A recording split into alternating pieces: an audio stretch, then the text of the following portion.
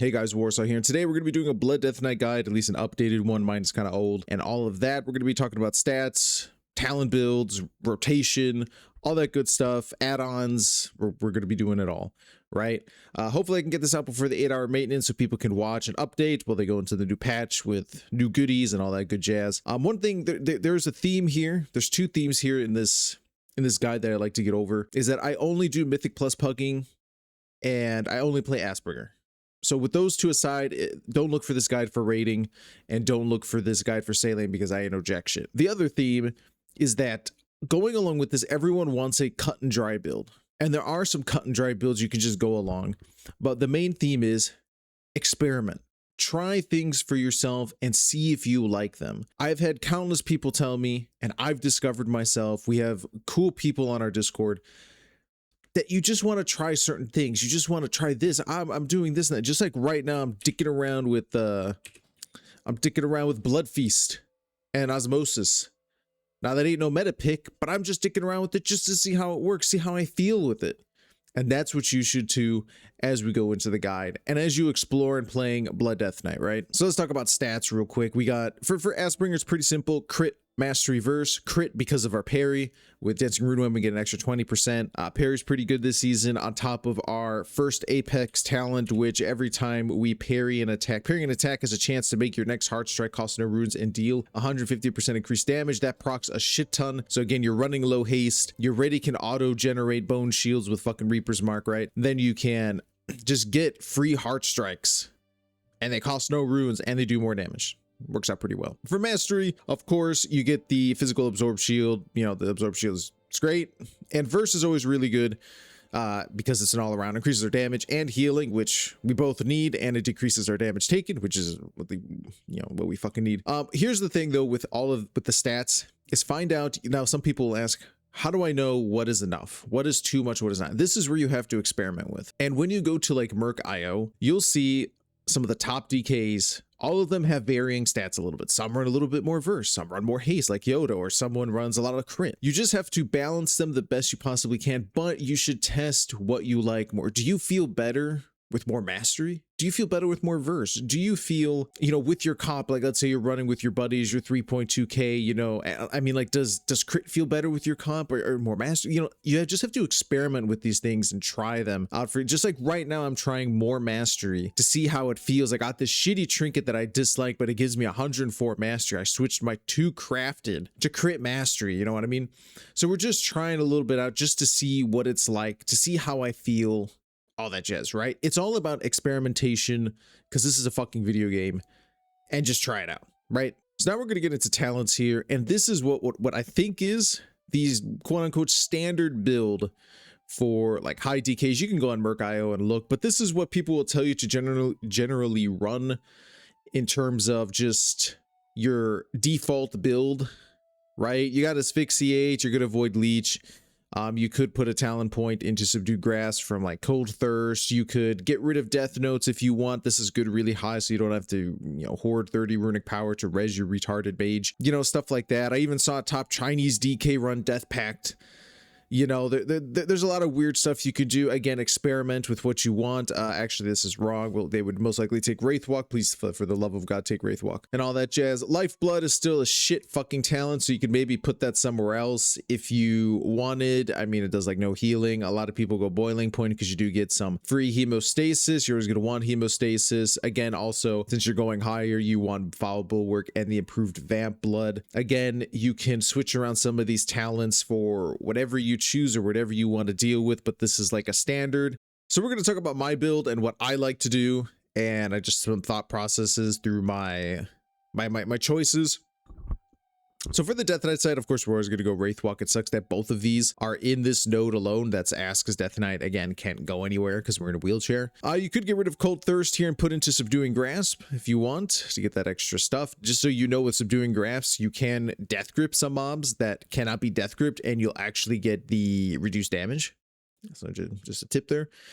Death Notes can be handy. Again, Raise Ally costs 30 less runic power. You don't have to, on a really difficult boss that's really chewing you away, you can res freely. I do Death's Reach. I mean, you can't convince me otherwise. Increase the range of Death Grip by 10 yards. It's too good. I think this should be baseline, and then Asphyxiate should just like be here or something. I don't like Asphyxiate because I don't know. Here's the thing. It's great. You CC. It's an extra.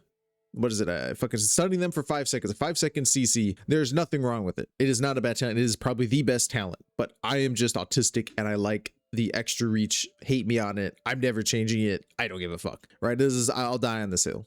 So there's just that, right? Overall, my tree is pretty the same. Again, you could change around some things. The Deathbringer, same as always. Nothing to, you know, I run Dark Talons. You could do Reaper's Onslaught if you want to. Reaper's Mark more. You can, you know, you can do all that kind of, if you want, I choose Dark Talons. On my side, again, mostly the same. Except here, I could, again, Lifeblood, 6 million healing, 3 million of it is actual healing, 3 million is overhealing in the course of a dungeon.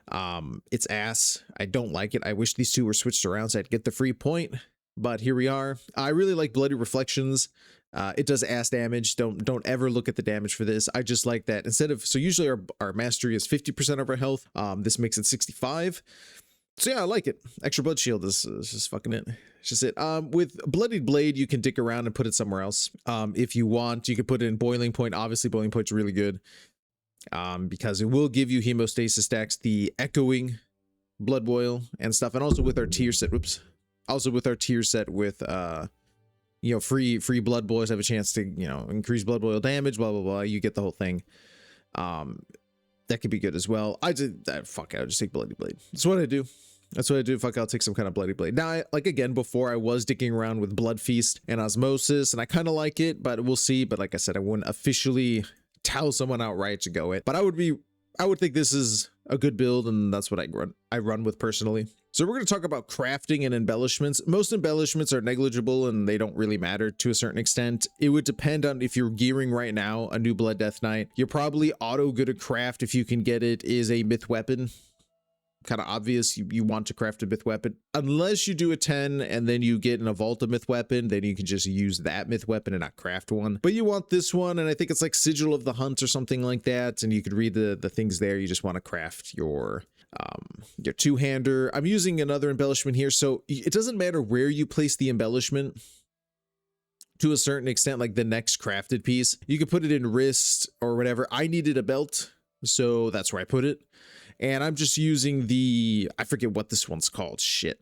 Devour something. Your damaging spells and abilities have cause you to heed the whispering and fire devouring bolt at your target, dealing blah, blah, blah damage. This bolt devours their strength, seizing 91 of your highest secondary stat for you for 10 seconds. So that's basically what we're running. Also, please ignore the increased your speed for a few seconds. That is not part of the embellishment. That is engineering. We'll get to that in a second. I did forget to add this in here real quick about my embellishment for my belt here. Is that I'm using what is currently an engineering embellishment. So here in engineering, you're going to go to Northern Engineering, and it is the Nitro Boost. Permanently attaches Nitro Boost to your belt, allowing you to increase run speed for a few seconds. Durations and speed may vary. Now, of course, it's all with engineering, but that's what we saw in the in the 18AA that Yoda used. I fucked up all my shit. Is that, you know, it's on your belt. You could use it as from Lich King, and basically it's like this. Now, of course, duration and everything else, but as a Blood Death Knight, this is pretty good, right? You can gather things really quickly with sort of not being hit, and it's on a 1 minute and 50 CD. It's definitely handy and worth it. I think I just switched over and now I'm converting all of you. It's not hard to get. You can just go to, you could just go to, again, by midnight engineering. And then you could go to, again, Dalaran in the Wrath of the Lich King expansion, Northrend, and just buy some stuff off the auction house. It's not hard. It took me like 10 minutes to do. You don't have to go anywhere, do anything. You could learn the Nitro Boost from the vendor. There is no issue. It's super easy to get, and it's very, very handy for movement. I just go for this one for extra stats. Otherwise, the other embellishments are nothing. After that, however you're crafting or whatever, I would craft then. Again, I still had a champion neck piece. And so I just crafted a 285 one because I could not get it. I never saw a hero neck piece drop for me. So we just crafted one, put some first mastery on it because we needed those stats. And yeah, that's kind of how you would go along with it. pretty much with crafting. There's nothing much to it at the moment. It's just meh. All right, so let's talk about trinkets. Now, I'm not the master of trinkets. Again, I personally don't raid, so I don't have access to those trinkets. I'm not going to bother to pug like a normal. I don't give a fuck. I don't want to deal with these people. I already have enough retards in my Mythic Plus, so that's that. So we can talk about some good trinkets for Blood, Death, and Night. If you're looking just to pug and do Mythic Plus, what are some good trinkets that are available in the pool? A lot of them are ass, but there's some good ones to help you out. So of course we have Soul Flare Prism. It just gives us a whole bunch of crit, you know, procs well enough. It's very good. Crit or whatever case, right? Right now I'm using Vessel of Tortured Souls from Cavern. So this is from Skyreach. It's just a stat stick, 104 mastery. I don't care about collecting the souls. You could, I ain't collecting no souls while I'm trying to gather shit, stay alive. You couldn't get me to collect those shit. Again, it's just a mastery stat stick to get almost to 50% mastery. Now, a controversial pick is the Ultradon. Now, this is I got it from a world quest back in, you know, the beginning of Midnight. Upgraded obviously to veteran. It does come in hero track. It just drops from vaults, not vaults. I'm sorry. It drops from delves, right? It's a delve trinket. Now you may be saying it looks like shit. It's a 95 verse, but the absorbs do stack. So if it's 351 right now, usually if I just press it now, because the absorb talents that we have, it would be like 521 or something like that. And then you can stack Vamp Blood. So let's say you Vamp Blood on top of, let's do Vamp Blood first. All healing and absorbs received by 40. I'm sorry, I'm actually in the way here, which is really funny, but I'll read it to you. Increasing all healing and absorbs received by 40% for 14 seconds. That's Vamp Blood. And then the Ultradon shield. It's like a 700k shield, man. It's almost it's pretty much a full health bar in a shield, and it's pretty good. I like it. Now, of course, you could train yourself not to work around it. Sometimes it's like an, oh shit, I fucked up button, and you could just kind of pop that on there and it'll save you a little bit. You don't have to run that. I do it because I do whatever the fuck I want, just like it's a video game. But there's plenty of other good trinkets out there that I don't have. So Magistrate's Terrace, the jellyfish one fucking sucks.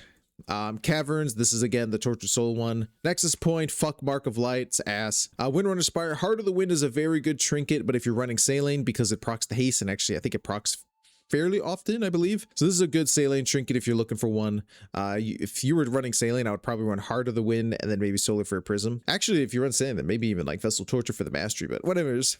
Algothar puzzle box can be very good as well if you get it, because you can't, again, you could use it before big pull, right? Like again, the beginning of Algothar's Academy, you could pop it just before or somewhere and you got a shit ton of mastery for 20 seconds. That's definitely going to help you out.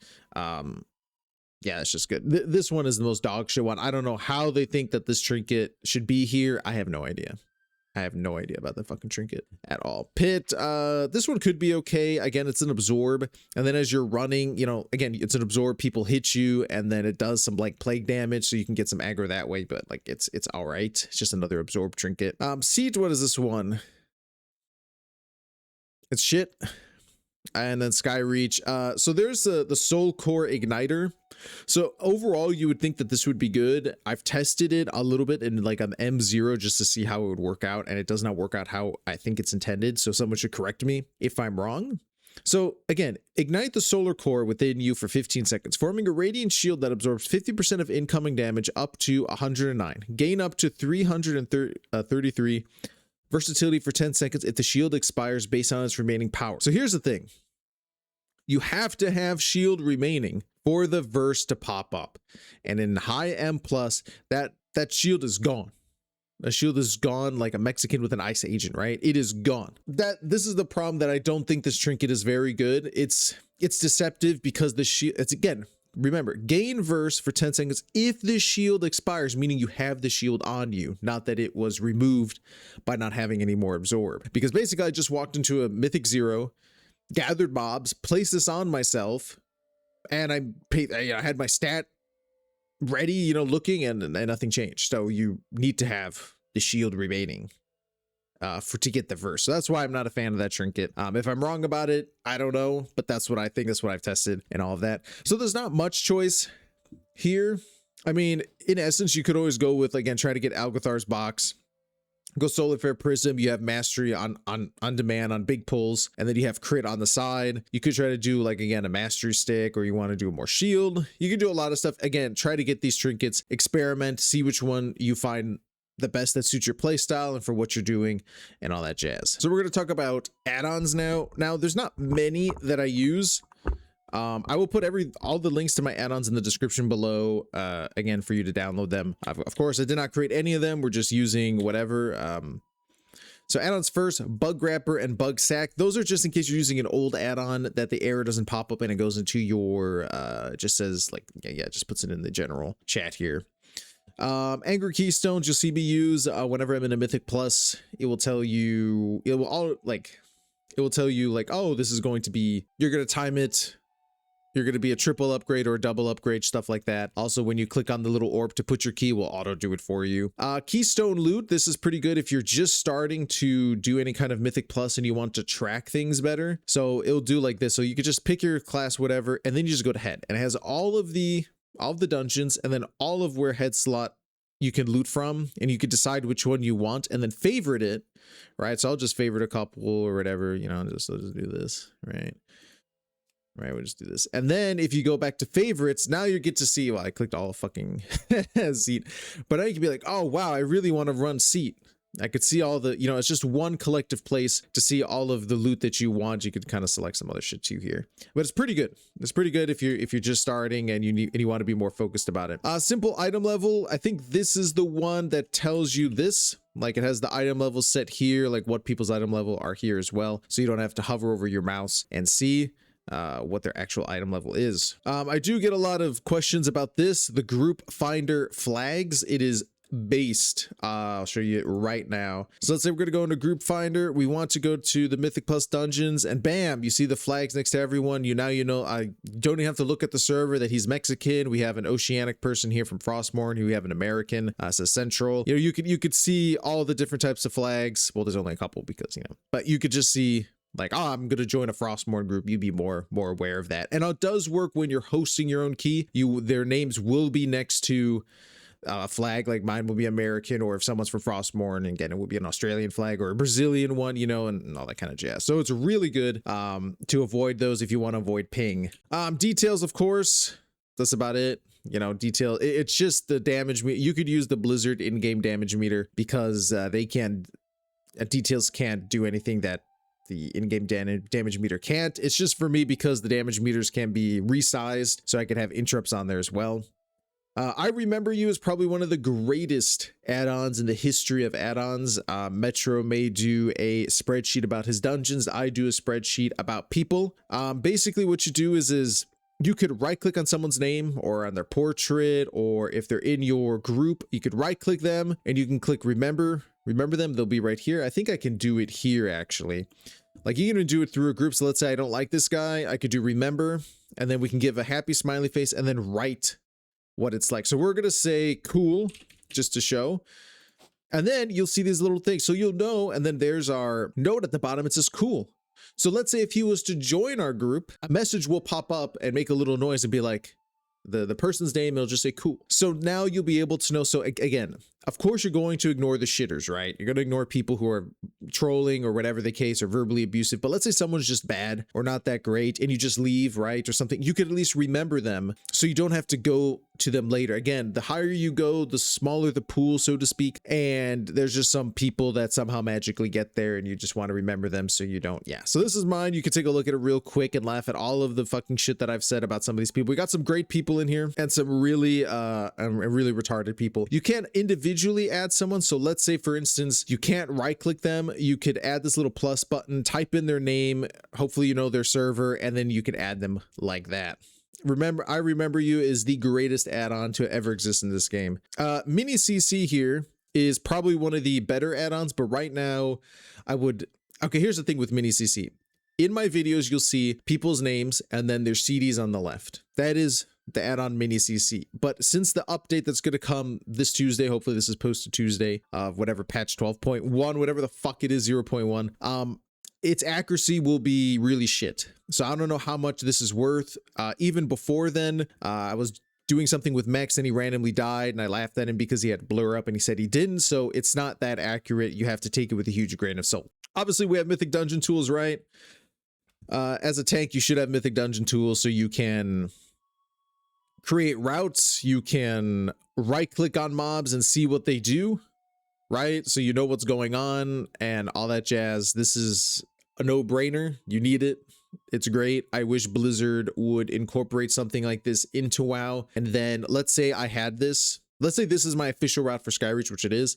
Let's say I want it, like, if I could upload it to Blizzard and then they just highlight in gold for everyone, like they're already doing, but I create it, highlight in gold, my custom route, so everyone knows when I'm pulling, or like different color code the different route, like the different pulls, so people know, oh, this is pull 1, I visually see it, now I know I can go ham. Oh, this pull's kind of small, I'm gonna save my CD, I see in the distance a giant purple blob, oh man, that's a big pull 4, okay, I'm gonna save this long CD there. This would be nice, but it's not so because Blizzard doesn't have a brain. Plater, again, a link to my Plater profile will be in the description below. I did not create it. Plater is just to a different, you know, again, when I go into combat and stuff. Raider.io, of course, the Raider.io is a terrorist organization because they would not update my score, so I could claim that I was like 2 weeks ago, I was like 4th best in NA or something. My score wouldn't fucking update because I just wanted to, because I know, like, I know that as soon as I were to, like, it was the update, I would just screenshot it, people would just, you know, bring me back down, but oh well. But yeah, Raider.io, just so you can see people. And then True Stat Value is a pretty good one. It's not very useful right now. What True Stat Value is if you go to your stats and you hover, it'll say right now you see 768 out of 1380, 0 penalty. It will tell you when you've hit a soft cap, right? Most soft caps are like 30 or something, right? But it'll just visually tell you like what's your mastery. I don't know what mastery is. I think in like the War Within season 3, I think 80 was the soft cap for like mastery for Blood Death Night, and 30 for verse. So it's just something nice to see later on in the expansion when we get more stats, but that's it. Those are all my add-ons. There's plenty of more add-ons to choose from. Also, one thing I will do, so I was thinking of making a separate video about this, but I'm just gonna do it here because for some reason, you know, so we're gonna talk about UI. There's plenty of UIs out there that you can use. I don't bother using any of them because I don't give a fuck. A lot of people somehow like my UI. I have no idea why. It is so simple to do, guys. So here's the thing I'm gonna tell everyone right now, right? So we're gonna go into edit mode, and you can see here, like, how do I get these essential cooldowns here? Like, if you see me and you hear noises that are not native to WoW, you're like, what the fuck is this? Why is this like this? All right, we're gonna teach you something. We're gonna teach you something. It's super simple. You don't need to ask me what my you know, what's my code or whatever. You could do it yourself within 5 minutes, right? So you're gonna click escape, you're gonna go to options, you're gonna go to gameplay enhancements, right? You're gonna scroll down and enable cooldown manager. Then you're gonna go to advanced cooldown manager. Now this is where you can, now I have utilities off, they're over here. Essential cooldowns, again, put them how in whichever order you like. You could right click them and then you can add an alert and just go from there and, you know, again, design the alerts the way you want them. And these are not displayed. Go to buffs, remove all the tracked buffs. I had a guy, he was like, why does my buff have a bar, yours don't have a bar? Don't remove everything from tracked bars. I don't use this shit. And then just track buffs. Again, you could track, again, Bone Shield. I track Death and Decay to see if I'm in it or whatever the case, but I somehow still put down Death and Decay 500 times. And then Umbilicus, I have a little thing for that as well. Again, here are all the options you could choose from. Again, you could right click them, add into alert. Okay, let's say you finally set it up right. So you're going to go then, usually that will save. You're going to exit out of it. You're going to click escape. You're going to go back to edit mode and you're going to make sure you have cooldown manager enabled, and make sure, like, when you find it like this, make sure that you have it visible in combat. Now, you can have it always visible if it's hidden. So like here, I have my utilities hidden. I'll never see them. But here, again, we have show timer, show tooltip in combat, and then you can adjust the height. You can adjust if it's see-through or not. You can do all that kind of, if you want it horizontal or vertical, you know, whatever you want. You can easily set this up. You can set up how big you want it. And the same thing again with the player frame. You could set it bigger. You can make it fucking huge. Like, come on, man. Come on, guys. This is not that hard. And then this is the WoW boss abilities thingy. Right here, it's touching my fucking frame for some reason, but yeah, it's not hard, guys. That's all you have to do. Some people with the personal resource display, like let's say if you wanted that instead, you could aim it like right here and like stare at it. Probably something I should fucking do. Again, you can enable it, disable it, do all kinds of stuff. That's basically how you get my UI. My UI is so simple, guys. The one thing I will do though, even though I just said I wouldn't do it because I'm a hypocrite, I will have in my Discord, because the link is too long. Like I could give you the import link. I said the real one, Kangs. We can share it, but it's fucking huge and you can't really send it on Discord or anything else. So I'm going to put it in a text file and I'm going to upload it to my Discord, the Blood Death Night guide section, and you could find it there. If you really want to, you don't want to do anything, you can join my Discord. It's free, and then you could get it and then fucking leave. It doesn't matter if you just want that, because on YouTube, I can't paste it in the comments. I can't paste it in the description. It's really funky like that. So there's the UI. It's super simple to get exactly how you want it to a certain extent. There's other guides for, again, more flashier UIs. I'm not about that life. I don't give a fuck. We just be doing this right. For consumables and enchants, we are, so again, consumables, I use Floor Frenzy. If someone puts down a feast, I'll eat the fucking feast, but I ain't paying a lot of gold for a feast. I use the versatility flask. Again, this is like the same thing about mixing around stats. Let's say I'm low on verse. Ah, man, I'm going to use the verse flask to kind of buff that up. Oh, I'm low on crit. You know, you could test it out and see which one works for you and which you think you'll get the most benefit out of. That kind of thing. Now you do use the Phoenix Oil potion, Phoenix Oil. It gives like 16 crit and haste. Again, have the Silver Moon healing flask. It heals you for 250 HP, KHP. That's going to be really good for you if you don't have a lock in your group. For potion, I don't fucking know, because I don't use the potions all too much. You could use whatever you feel. If there's an armor one or one that gives a main stat, how I would use it is using it before a big pull, because again, a main stat kind of thing, if you get like mastery, whatever, is going to be really good on the first pull. Or use it after that on bigger pulls. Like I said, like again, let's say if you're pulling Skyreach, you're going to use that potion immediately, and then when the potion comes up again, maybe you could use it here, maybe you could use it here, you know, something where, again, layer it as an extra on top of your already defensives and stuff like that. It's not a defensive, but you know, it just every little bit helps, right? Kind of thing. That's how I would use it. Other than that, I do have an auto hammer, because we did have a mage once who bricked my key because he didn't know how to repair on a 17. For enchants, again, it's kind of the same thing. We got a gem for primary stat. We do have like a mastery crit. We do have a mastery crit gem. I chanted for mastery. You could dick around with this and maybe do again, stats, dick around with them. Same thing. Like, again, most of these like enchants, but like these enchants on like the shoulder or the head, none of it really matters. It's not going to really help you in the long run. Like, you're not gonna say to yourself, man, I didn't time that 17 because I didn't have you know, enchanted boots of Link's dexterity. Like, give me a fucking break. I mean, you can see what I have here. We have a silver enchant because we pour silver mending, doing some avoidance if you want. If you want leech, do leech, you know, all that kind of shit. And that's pretty much it. For actually enchanting your weapon, I'm just been dicking around with Rune of the Fallen Crusader and Rune of Sang. It's one of the two. I think Rune is better on single target, so to speak, depending upon, I mean, what you could do is do like this is what I would do if you wanted to see which one you would get more value out of. It's possibly running logs and running on like Windrunner Spire or Skyreach. One, again, same level, right? Like, let's say a 12, one run, you use Rune of the Fallen Crusader, you log it, or you look at your meters or whatever, and then use Rune.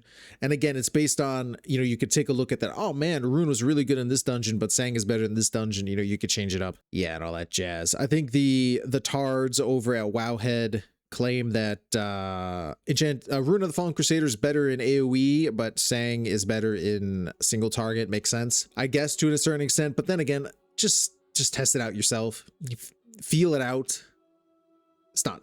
It's literally not complicated. It's not.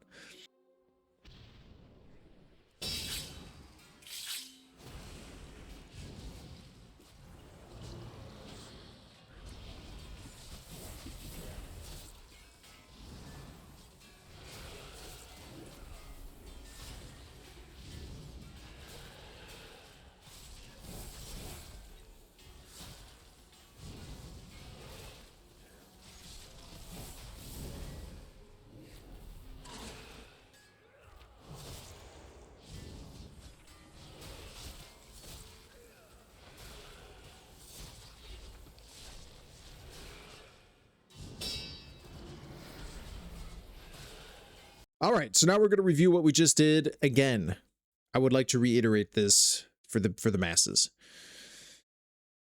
If you're doing something and it's working, that's great. Just fucking do it. There's many ways to open, some of them inefficient, some of them the most efficient. Whatever is working for you. If you are gathering, if you have the aggro, you're gathering the correct mobs, right? You're doing good pulls, and you're not dying, no one can argue that it's bad, right? Of course, nothing's efficient, your damage is shit, whatever the case, but as long as you do those 3 things, no one's really going to complain to you, right? And also interrupt and all that other stuff, right? But as long as you're not dying, because if the tank dies, it's fucked. You want the aggro, you don't want DPS to be dying, and you want to be gathering the correct mobs because routing does matter.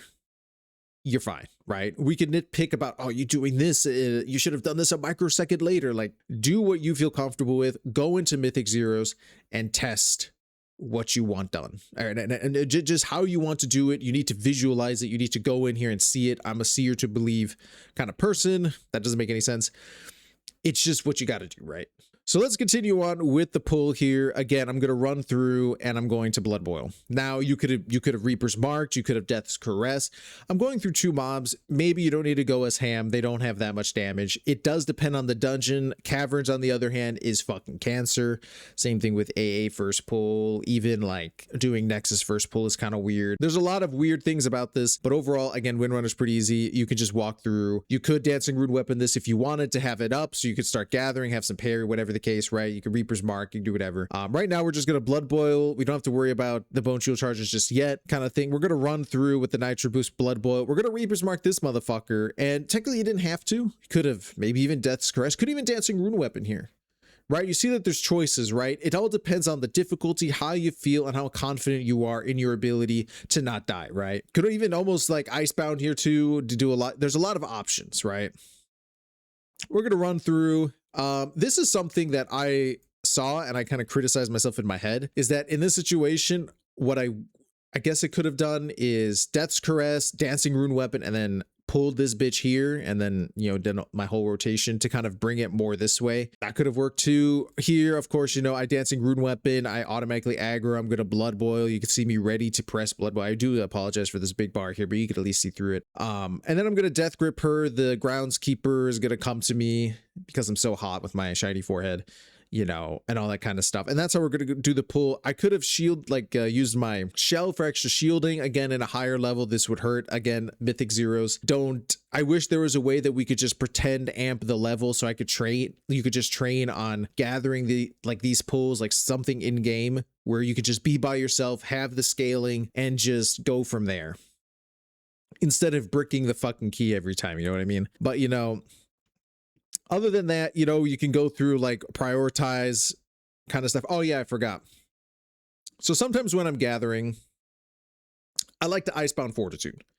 My reasoning is that I don't want to take damage while I'm running around trying to gather and then die when I finally plant my feet. I'm like, yeah, I'm going to fucking do this shit, right? Some people may not like that. I do it. What you could do, which is the thought process behind, is that when you're really gathering here, so we're not wasting Dancing Rune Weapon. Where is it? Because we already got half the mobs coming towards us. We're about to be in more danger. So now we're going to get more value out of our Dancing Rune Weapon. Now, if that matters to you or not, it doesn't matter as long as you get the 3 Blood Plagues onto all the mobs. But then he's usually paired with Vamp. Again, Blood Plague with Vamp. You could read Umbilicus. And the thought process is to do this while you're gathering, you know, having Dancing Rune Weapon and Vamp Blood up, or at least halfway through or something like that, when you know you're about to, you know, plant your feet kind of in a sense. Because by the time you're done with Vamp, by the time you get Umbilicus and then it expires, you can then Icebound. And then by the time Icebound comes off, you have Vamp ready to go. Because again, Red Thirst. So there's that process as well. I would tell you to do what you feel most comfortable with. If you want to Icebound right away, fucking do it. If you survive the pull and make things easier, cool. If you want to Vamp early or Dancing Rune Weaponer, cool. Just make sure you're not fucking dying, right? That's the whole goal, is to be as tanky as possible, to not die, and to have aggro and all that, and complete the pull, right? And you know, I pull, and that's pretty much it, right? I could have shielded here, put down Death and Decay, worst fucking ability in the goddamn game, and we just continue on as normal. Now we will see again. I could be interrupting, but I'm not. But I'm just going through like the little rotation, Blood Boil, Death Strike. You know, I'm allowing this proc, this free Heart Strike proc, to stay there a little bit too long. I would recommend using that ASAP so you can get a new one. Make sure not to cap Runic Power. you know, all this, you know, all the same rotation stuff, you know, it's nothing too complicated. And then I have Umbilicus is gonna die here, I think, and then we're gonna ice, even though we don't need to icebound because this is a mythic 0, but just to show that icebounds up, we already have 30, you know, again, look, every Death Strike, Red Thirst working its magic, and we already have Vamp Blood up as soon as this motherfucker dies. Not dies, icebound goes off, and then we can Vamp Blood again. So there you go. That's the thought process behind it. You can do whatever you find is going to help you the most. Because it is a goddamn video game, right? So now we're going to take a look at my, I think this was my first 17 or something like that of Pit. I did a, someone said in the comments, a homegrown route. You know, the route was not that great, but we still timed it, so you can't complain too much, though I do have a new route that I really like in Pit now. But we're going to look at what I did, and we can then criticize what I should have done or what could have been a little bit better. So immediately we Dancing Rune Weapon on this one pack. Now, it's not that great. What maybe I would have done now is I would have probably Reaper's marked this motherfucker. We interrupted him at least. I would have Reaper's marked Blood Boil, gathered this guy, and Icebound Fortitude, possibly doing that. Maybe it's too much, right? We Blood Boil here. As you can see, though, we were taking a shit ton of damage just by like coming in here as well. So hold on, we'll, come on, bitch. Oh my god. Again, that's why we Dancing Rune. We interrupted.